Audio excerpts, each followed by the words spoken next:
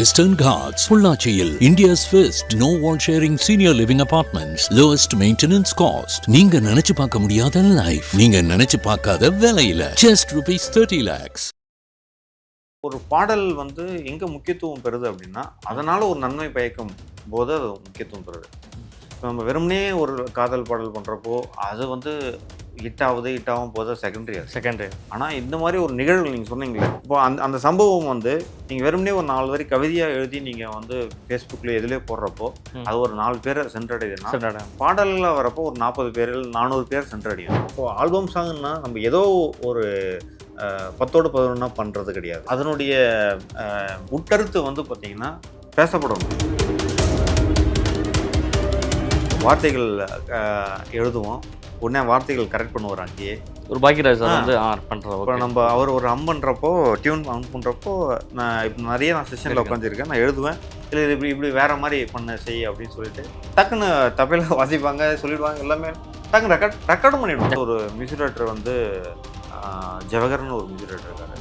அவர் நிறைய ஏஐ குறித்து நிறைய என்கிட்ட பேசுவார். அது குறித்து இசை குறித்து இது பண்ணுவார். அவர் சொல்கிறப்போ ஒரு ரியலாக ஒரு நோட் இருக்கிற மாதிரி, ஆனால் ஏஐ பேஸ் பண்ணி அவரை இது பண்ணலாம் அப்படின்னு சொல்கிறப்போ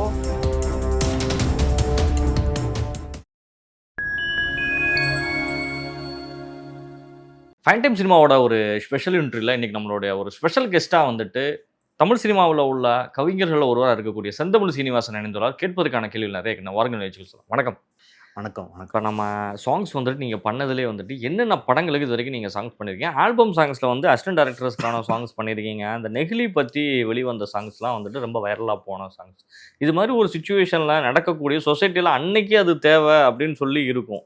ஒரு புயல் மழை வருதுன்னா அதை பேஸ் பண்ணி ஒரு பாடல் வரும். திடீர்னு சமூகத்தில் ஏதாச்சும் ஒரு பிரச்சனை நடந்துட்டு இருக்குன்னா அதை பேஸ் பண்ணி ஒரு ஆல்பம் சாங் பண்ணுவாங்க. அது அன்றைக்கி எல்லாரையுமே பார்க்குற அளவுக்கு வச்சுருக்கும். இது மாதிரி நீங்கள் எழுதின பாடல்கள் ஆல்பம் சாங்ஸாக ரொம்ப ஹிட்டான சாங்ஸ் தான். நான் இதை எப்போ நான் ஸ்டார்ட் பண்ணேன் அப்படின்னா, கஜா புயல் ஒன்று வந்தது, உங்களுக்கு ஞாபகம் இருக்குன்னு நினைக்கிறேன். தாம்பரத்தில் ஒரு ஊராட்சி மன்ற தலைவர் இந்த மாதிரி எனக்கு கவிதை வேணும் அப்படின்னு கேட்டிருந்தார். இந்த நிகழ்வு குறித்து, கஜா புயல் நிகழ்வு குறித்து அந்த அவன் நிவாரணப் பொருட்கள் வாங்கும்போது அந்த வாசகத்தை போடணும், பேனரில் போடுறதுக்காக. அதுக்கப்புறம் நான் அதை ஒரு வாசகமாக எழுத விட ஒரு பாடலாக ஒன்று பண்ணலாம் அப்படின்னு சொல்லி பாடலாக ஒன்று பண்ணேன். பாடல் பண்ணி அந்த பாடல் வெளியே வந்தப்போ கிட்டத்தட்ட ஓரிரு நாள்லேயே அந்த பாடல் வெளியே அந்த நிகழ்வு துயர நிகழ்வு நடந்த பிறகு எல்லாருமே பாடல் கேட்டு கண்ணீர் வடித்தாங்க. ஏன்னா அது ஒரு உலுக்கி போட்ட ஒரு சம்பவம் அது. அவர் அதுக்கப்புறம் அந்த பாடல் போட்டு தான் பிரச்சாரம் பண்ணி நிவாரணப் பொருட்கள்லாம் வாங்கினேன் அப்படின்னு ஊராட்சி மன்ற சொன்னார் எனக்கு. ஸோ அப்போ என்னன்னா ஒரு பாடல் எங்கே முக்கியத்துவம் பெறுது அப்படின்னா அதனால ஒரு நன்மை பயக்கும் போது அது முக்கியத்துவம் பெறுது. இப்போ நம்ம வெறுமனே ஒரு காதல் பாடல் பண்ணுறப்போ அது ஹிட் ஆகும் போது செகண்டரி. ஆனால் இந்த மாதிரி ஒரு நிகழ்வு நீங்கள் சொன்னீங்களே, இப்போ அப்போதுலேருந்து தொடங்குறது தான் என்னோட அந்த நிகழ்வு குறித்தான ஒரு பாடல். அதுக்கப்புறம் நெகிழி பிளாஸ்டிக் ஒழிப்பு பற்றிய ஒரு பாடல் பண்ணோம். இப்போ அந்த சம்பவம் நீங்கள் வெறுமனே ஒரு 4 வரி கவிதையாக எழுதி நீங்கள் ஃபேஸ்புக்கில் எதுலேயே போடுறப்போ அது ஒரு 4 பேரை சென்றடையுதுன்னா பாடலில் வரப்போ ஒரு 40 பேர் 400 பேர் சென்றடையும் அது. இப்போ அந்த நெகிழி குறித்து நீங்கள் கேட்டீங்க, நெகிழி குறித்து ஒரு பாடல் பண்ணோம். கலைஞர் தொலைக்காட்சியில் கூட வெளியிட் பண்ணாங்க. அது கானாபாலா அவர்கள் பண்ணாங்க. இது பெரிய லெவலில் என்ன சொல்கிறது, அதனுடைய விழிப்புணர்வு கொண்டு போய் சேர்த்ததுங்கிறது கண்டிப்பாக. நீங்கள் வெறுமனே இது பண்ணாதீங்க, மஞ்சப்பை யூஸ் பண்ணுங்க அப்படின்னு சொல்கிறது தாண்டி அதனால் என்ன வருது, ஒரு 10 நிமிஷம் நம்ம யூஸ் பண்ணுவோம் அந்த நெகிழியை, பிளாஸ்டிக்கை. ஒரு காய்கறி வாங்கிட்டு விற்கிறதோடு சரி, அதுக்கப்புறம் ஆனால் அது மக்கறதுக்கு பல நூற்றாண்டுகள் பிடிக்கும்ன்றாங்க. அப்போ அதனுடைய உட்கருத்து இருக்குங்கள்ல, அதை நீங்கள் பாடலாக கொடுக்கும்போது இன்னும் அது ஒரு கானா சாயலில் அது நாங்கள் கொடுக்கும்போது இன்னும் மக்களுடைய விழிப்புணர்வு அதிகமாகும். ஸோ அதுக்கடுத்து அசிஸ்டன்ட் டைரக்டர் சாங் ஒன்று பண்ணோம். இப்போது உங்களுக்கே தெரியும், அசிஸ்டன்ட் டைரக்டர்ஸினுடைய வாழ்க்கை வழி போராட்டம் எல்லாமே அதை வேல்முருகன் அண்ணன் பண்ணார். பாடி கொடுத்தாரு. வேல்முருகன் வந்து பாடி கொடுத்தாரு. கிராமிய சினிமா பின்னணி பாடகர் வேல்முருகன். இசையமைப்பாளர் ஷாஜகான் தான் அதுக்கு இசையமைச்சிருக்காரு. அது பரவலாக பேசப்பட்டது. அவர்களுடைய வழி, அவர்களுடைய இப்போ இந்த மாதிரி இப்போ ஆல்பம் சாங்னா நம்ம ஏதோ ஒரு 10ஓடு 11 பண்ணுறது கிடையாது. அதனோட முக்கியத்துவம் கருதி அது பண்ணால் அதனுடைய உட்கருத்து வந்து பார்த்தீங்கன்னா பேசப்படணும். அதுதான் ஒரு விஷயம். அந்த மாதிரி வந்து நிறைய அதை நோக்கி தான் என்னுடைய ஆல்பம் பாடல்கள் இருக்கும். சினிமா பாடல்கள்ன்றது நம்ம வந்து நம்ம டிசைட் பண்ண முடியாது. இயக்குநர்கள் சார்ந்தது, கதை அம்சம் சார்ந்தது. இருந்தாலும் நம்ம ஆல்பம் பாடலாக வரப்போ நம்ம இன்னைக்கு நம்ம சமூகத்துல வந்து அதான் சொல்றேன், சமூகத்துல இருக்கக்கூடிய நிகழ்வுகளை வந்து கொண்டு வந்து சேர்க்கறது உண்மையிலேயே ஒரு பெரிய இது ஒன்று பண்ணணும் அப்படின்றப்போ அதுக்கான நம்ம கிட்ட இருக்கிற ஒரே ஆயுதம் எழுத்து. கண்டிப்பா அதை வச்சுட்டு நம்ம என்ன பண்ண முடியுமோ அதை நம்ம பண்ணிட்டு இருக்கோம். அசிஸ்டன்ட் சாங் மட்டும் இல்லை, அந்த மாதிரி வந்து திருநங்கைகள் குறித்தான ஒரு பாடலும் பண்ணாங்க. அதை வந்து பார்த்தீங்கன்னா அது திருநங்கைகள் குறித்து முதல் திருநங்கை பத்மஸ்ரீ அவார்டு பெற்ற நர்த்தகி நடராஜ் அவர்கள் வந்து எனக்கு கூப்பிட்டு எனக்கு பாராட்டினாங்க. அவங்க சொன்னாங்க, எத்தனையோ திருநங்கைகள் பாடல் வந்திருக்கு, எல்லாமே காயப்படுத்துகிற மாதிரியான பாடல்கள் வரும். ஆனால் அந்த பாடல் வந்து பார்த்திங்கன்னா இப்போ பால்ன்றது ஒன்று, பாலினுடைய திரிதல் தான் வந்து நெய், வெண்ணெய் அந்த மாதிரி போகிறது. அது இயற்கையான ஒரு திரிதல். அதே மாதிரி தான் பாலினத்தின் திரிதலும் அப்படின்னு எழுதியிருப்பாங்க. அதே மாதிரி திருக்குறளில் 3 பால் இருக்குது, அதே மாதிரி தான் மனிதர்களையும் 3 பால் இருக்குன்ற மாதிரி நான் எழுதியிருப்பேன். இதெல்லாம் குறிப்பிட்டு வந்து இதுவரைக்கும் வந்த திருநங்கை குறித்தான பாடல்கள் வந்து அவங்கள கேலி பண்ணுற ஒரு விதமாக இருந்தது. இது ரொம்ப ரொம்ப அழகாக இருக்குது, இதை நான் வந்து அரங்கேற்றம் பண்ணுறேன் அப்படின்னு சொல்லி எனக்கு வந்து அவங்க சொல்லியிருந்தாங்க. அது பெரிய ஒரு அங்கீகாரமாக இருந்தது. ஏன்னா நம்ம யாரை குறித்து எழுதுகிறோமோ அவங்களே அதை பாராட்டும் போது அதை வந்து அதனுடைய நோக்கம் சென்றடைந்ததாக எனக்கு தெரிஞ்சது. அந்த மாதிரி நிறைய ஆல்பம் பாடல்கள்லேயே நம்ம வந்து வெரைட்டியாக நம்ம அதனுடைய முயற்சிகள் பண்ணிகிட்ருக்கோம். இப்போ நீங்கள் உங்களோட நெக்ஸ்ட் ப்ராஜெக்ட் என்னென்ன பண்ணிட்டு இருக்கிறீங்க? இப்போ வந்து மோசமான கூட்டம்னு ஒரு படம் போயிட்டுருக்கு. அப்புறம் சாம் சிஎஸ் இசையில் ராம் ஜிவி இயக்கத்தில் சிவப்பு சேவல்னு ஒரு படம் போயிட்டு. அப்புறம் பெயரிடா படங்கள் வந்து நிறைய வரிசையில் போயிட்டுருக்கு. அப்புறம் நிறைய ஆல்பம் பாடல்கள், தனிப்பட்ட ஆல்பம் பாடல்கள் போயிட்டுருக்கு. இது வரைக்கும் நீங்கள் அசிஸ்டன்ட் டைரக்டர்ஸ் இதை சொல்லும்போது பாக்கியராஜ் சார்கிட்ட போய் நீங்கள் மீட் பண்ணி இதெல்லாம் பண்ணியிருக்கீங்கன்னு சொன்னீங்க இந்த சாங்ஸ் பற்றி. நீங்கள் பார்த்த ஒரு பாக்கியராஜ் சார் எப்படி வந்துட்டு அவருடைய மியூசிக்கில் வந்துட்டு அவர் ஒரு டேரக்டராக சக்ஸஸ் பண்ணியிருக்காரு, ஒரு நடிகராகவும் சக்ஸஸ் பண்ணியிருக்காரு, ஒரு இசையமைப்பாளராகவும் நல்லா பண்ணியிருக்காரு. வாலியே வந்து நிறைய பேட்டிகளை வந்து சொல்லியிருக்காரு. இந்த பாக்கியராஜிட்ட பாட்டு எழுதுறது மாதிரி ஒரு விஷயம் வந்து வேறு எங்கேயுமே இருக்காது. அவன் எப்பயுமே சாட்டிஸ்ஃபையே ஆக மாட்டாப்ல அப்படின்னு சொல்லிலாம் வந்து பேசின காணொலியெல்லாம் பார்த்துருக்கோம். நீங்கள் பாக்கியராஜ் சார் பற்றி நீங்கள்? பாக்கியராஜ் சார் வந்து ஒரு பெரிய ஜாம்புவான். அவர்கிட்ட எனக்கு வந்து என்னுடைய பாடல்கள் மூலியம்தான் வந்து அவரை சந்திக்கிற வாய்ப்பு கிடைச்சிது. பாடல்களில் வந்து ஒரு மோசமான கூட்டம்னு ஒரு படத்துக்கான பாடல்கள் பண்ணியிருந்தீங்க. அதை வந்து அவர்கிட்ட போட்டு காமிக்கிறதுக்காக இயக்குனர் ஸ்ரீராம், இசையமைப்பாளர் ஷாஜகான் வழியாக நாங்கள் போய் அவரை அணுகணும். அதை வந்து அவர் பாட்டு கேட்டுட்டு ரொம்ப அழகாக இருக்குது அப்படின்னு சொல்லிட்டு அதுக்கப்புறம் வந்து எனக்கு கம்போசிங்லாம் வந்து கூப்பிட்டாரு. அவர் ஆக்சுவலாக இசையமைப்பாளரும் கூட. இசையமைப்பாளர் கண்டிப்பாக. அவருக்கு அவ்வளோ இசை ஞானம் இருக்குது. கேள்வி ஞானத்திலேயே அவ்வளோ அவர் பயின்று வந்தது கிடையாது, இருந்தாலும் அவ்வளவு கேள்வி ஞானம். அவர்கிட்ட வந்து கிட்டத்தட்ட போயிட்டு நிறைய இரவுகள் வந்து நான் வந்து கம்போசிங்கில் உட்காந்துருக்கேன். ஒரு எம்எஸ்வி காலத்தில் நம்ம கேள்விப்பட்டிருப்போம், தப்பையில் இருக்கும், கித்தார் இருக்கும், ஹார்மோனியம் இருக்குதோ, எல்லாமே இருக்குதோ, அந்த நாதஸ்வரங்கள் கூட வந்து எல்லாமே லைவ், வயலின் எல்லாமே லைவ்ல இருக்கும் ஜென்ரலாகவே. அப்போ அப்படி ஒரு கச்சேரி மாதிரி இருக்கும், ஒரு ரெக்கார்டிங் செஷன் அப்படின்னு சொல்லுவாங்க. இப்போ இந்த காலத்துக்கு எல்லாமே வாட்ஸ்அப்பில் வந்து நம்ம கொடுக்குறோம், அது யார் பாடுறா அது நம்ம நாலேஜுக்கே வராமல் கூட போயிருக்கு கண்டிப்பாக. ஆனால் அவர்கிட்ட நான் அந்த சுச்சுவேஷனில் போகிறப்போ தப்பையில் இருக்கும். அவர் ஹம் பண்ணுவார், வார்த்தைகள் எழுதுவோம், உடனே வார்த்தைகள் கரெக்ட் பண்ணுவார் அங்கேயே.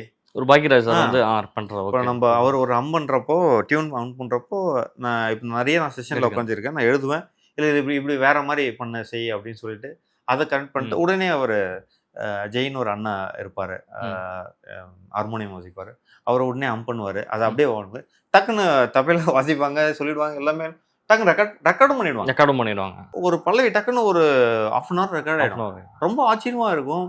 இன்னொன்று வந்து அது வந்து நம்மளுக்கு நிறைய ஒரு லெசன் மாதிரி அவர்கிட்ட படிக்கிறது. நம்ம ஒன்று யோசிச்சுட்டு இருப்போம், ஏன் இப்படி யோசிக்கிற, இந்த மாதிரி யோசி அப்படின்னு சொல்லுவார்.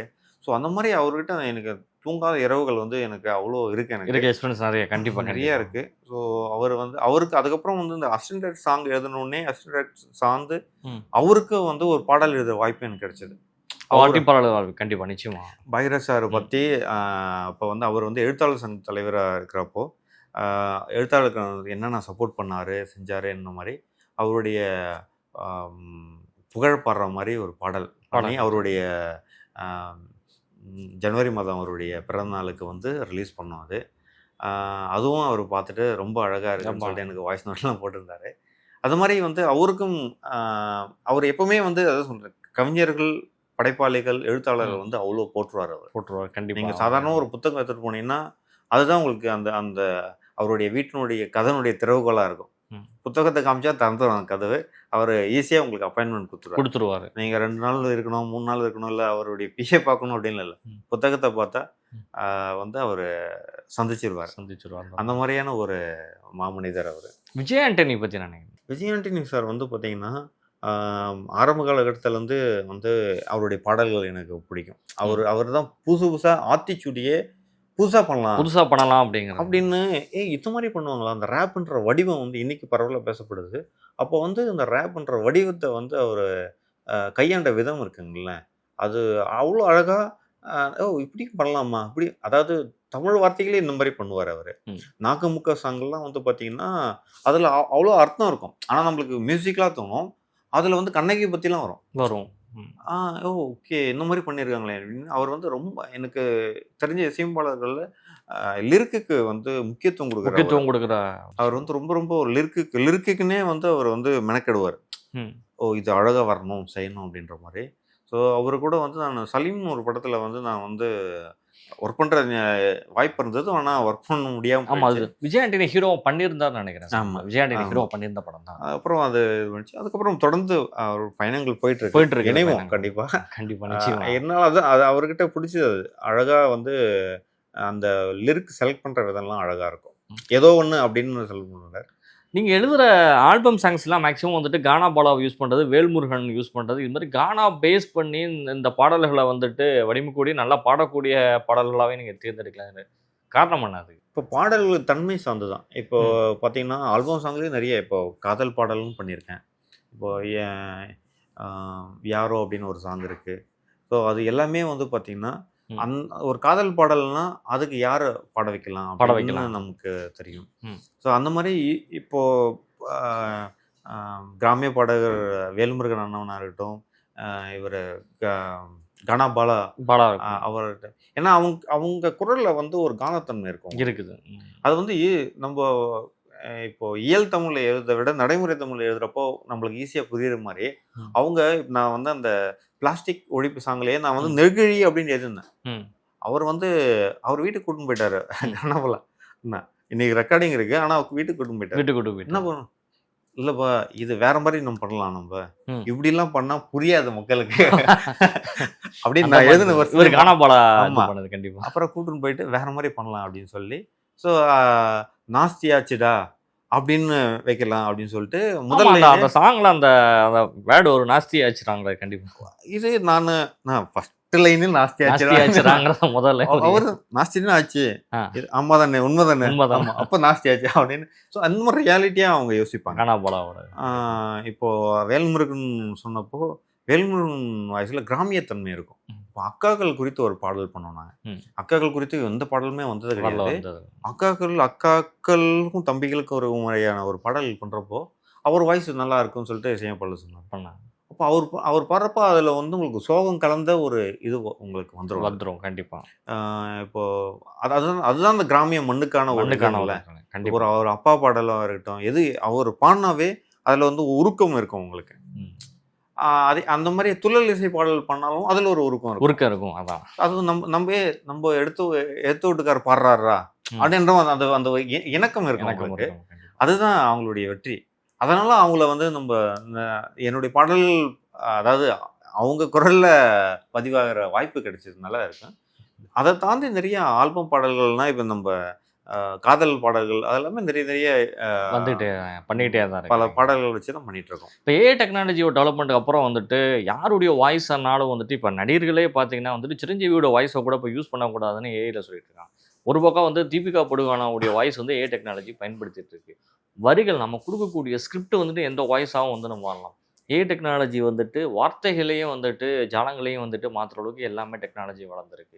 இப்படி ஒரு போக்கு போச்சுன்னா பாடலுடைய வரிகள் வந்துட்டு ஏஐ எப்படினாலும் இப்போ ஜென்ரேட் பண்ண முடியுங்கிற சூழ்நிலை உருவாகும். அது எப்படி பார்க்குறீங்க? ஏஐல வந்து பார்த்தீங்கன்னா உங்களுக்கு பாசிட்டிவும் இருக்குது, நெகட்டிவும் இருக்குது. நெகட்டிவும் இருக்குது. அது என்னன்னா இப்போ ஒவ்வொரு காலகட்டத்திலுமே வந்து பார்த்தீங்கன்னா இப்போ நம்மளுடைய அப்பா காலகட்டத்தில் போயிட்டு இன்னைக்கு இருக்கிற பாடல் எப்படி இருக்குன்னு கேளுங்களேன். அவங்க என்ன சொல்லுவாங்க, எங்கள் ஜென்ரேஷனில் வந்த பாட்டு தான்ப்பா நல்லா இருக்கு, இதெல்லாம் ஒரு பாட்டா அப்படின்வாங்க.